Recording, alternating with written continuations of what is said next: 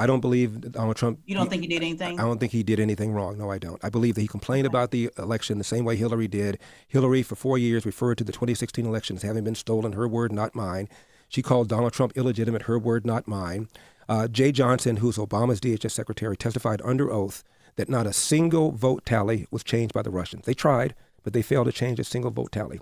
66% of Democrats believe the Russians changed vote tallies to get Donald Trump elected, even though Jay Johnson testified under oath, not a single one was changed. That's the damage that people like Hillary and former President Jimmy Carter and Stacey Abrams and Hakeem Jeffries and others have said for years, referring to Donald Trump as illegitimate. A greater percentage of Democrats believe 2016 was stolen than we feel that way about 2020, but yet nobody calls them election deniers and nobody accuses them of undermining our republic. And they're not undermining our republic. They're complaining about an election. You have a right to do so. I know you probably got to go. Have you ever heard of the term wake-up call? No. It is an incident where a person of color forgets that they are of color and are reminded rather brutally by an unexpected act of racism. Have you ever had any of those? Oh, brother. I'm just asking. Well, I'm acutely aware, Charlemagne, that I'm a black person, just as you are a black person. And when Joe Biden insulted you by saying, you ain't really black, you don't know whether or not you want to vote for me or vote for Donald Trump, it seems to me that should have been a wake-up call on your part. How dare this guy come in here and insult you, a black man, and tell you you got to think a certain kind of way? I'm amazed that you weren't mad about that. Larry Elder came with the facts, came not holding anything back, came to absolutely destroy, absolutely obliterate, absolutely eviscerate Charlemagne the God. And what he said was true. How come there was no uproar from the Breakfast Club when Joe Biden said what he said about if you don't vote for me, you're not considered to be black? There was no uproar then. I'm not gonna say it upset me, just like I'm not letting you upset me. You know what I mean? I don't tend to get upset over things like that. But what I did say, well, you just not talk about a wake-up call, and it seemed to me that should have been a wake-up call on your part to have a white guy come in here who also said, by the way, about Mitt Romney. Because he didn't want to put more regulations on Wall Street, going to put y'all back in chains. And Joe Biden has lied for decades about his civil rights record, claiming that he desegregated movie theaters and restaurants in Wilmington, Delaware, when he didn't do any of that. He lied and said that he tried to visit Nelson Mandela during apartheid South Africa. He did not. And he came in here and told you aren't even black and let you think a certain kind of way. It seemed to me that should have been a wake-up call for you, but it wasn't, apparently. Yeah, I mean, I'm sorry that I'm pausing a lot. It seems like I tried to record this previously and it got copyrighted. So it seems like the Breakfast Club probably are doing some things. But I have to keep pausing it probably just to avoid any copyright. But what Larry Elder is saying again is true. How come you did not receive a wake-up call from that situation? no, for the record, I'm not a Democrat or Republican. I didn't say you were. Yeah, I think both. I don't know what you are. I never even asked you about your party affiliation. Yeah, I'm just saying, but you are black.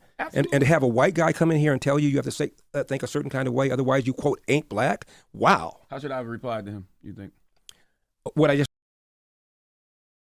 It's either Charlemagne is trying to play stupid or he just is stupid. What do you mean? How are you supposed to reply to him? It's very obvious. If someone is telling you, a white man, as you guys love to call them, for that matter, is telling you, if you do not vote for me, you are not black, and you're saying, what do you expect to say to him? You should be telling him something along the lines of, the way I vote does not determine whether I'm black or not. What I think does not determine whether I'm black or not. The shackles that you so feel to put on me does not determine whether I'm black or not. Maybe you should say something along those lines, but of course, you don't feel the need to say anything because you want to continue to pander to everyone, continue to sell everyone lies, continue to sell the black community lies, and continue to take your money as you continue to get richer while they continue to get poorer. That's why you didn't really want to say anything, and that's why you're asking such a stupid question. Just now said, how dare you insult me and tell me I think as a human being, let alone as a black person? I don't tell you how to think, Joe Biden. How dare you come in here and tell me how I should think? I'm going to vote for Donald Trump if I want to vote for Donald Trump. And if I want to vote for Donald Trump, it does not make me not black. 20% of black people, black men, as I said, voted for Donald Trump in 2020. Are they not black now? So only 80% of black people, black men walking around are really black, 20% are not because they voted for Donald Trump. How insulting is that? How condescending is that? I mean, you're probably right, but I didn't take it in that way. Well, I did. As I said to him in that moment, it's just about me wanting something for my people, and I want to know what is he going to do for my people, and not only for my people now, how are you going to atone for the things you've done to my people? Right. That's it. Right. And this is a I really hate this thing about my people, my people, my people. There are people who have the same skin color as you, Charlemagne, and do not believe in the things that you believe in. There are people who have the same skin color as you and do not follow the things that you follow. So for you to say my people is a very redundant word to use. Because black people are not your people. Black people are not a monolith. There are black people who have opposing views to the views that you have. Would you classify them as your people as well? guy, Joe Biden, who, when he first got into the Senate, hung out with segregationists, talked about how well he got along with them, talked about how he didn't want integration because of a jungle. This guy has made all sorts of insulting things to black people, and his policies right now are hurting black people. Inflation hurts the people at the bottom more than anything else. Letting a bunch of illegal aliens into the border are hurting black people more than anybody else, as I said earlier. He's opposed to school choice when he has his own kids in private school. And we lost a year, almost 2 years of in-school education in California because of COVID that he supported. I mean, this guy has done monstrous things to black people, and then for him to come in here and tell you how you ought to think as a black person, it blew my mind. As a person objectively who doesn't care about either party, when I just take a step back and I just look at everything that's happening, I see one party that seems still committed to democracy somewhat, and one party who's headed fast towards fascism. That's just my. Here we go with the buzzwords: fascist, homophobe, sexist, misogynist, blah, blah, blah, and the list continues. If we were to tell him what he means by one party is heading towards the road of fascism, he would not be able to tell us what fascism is.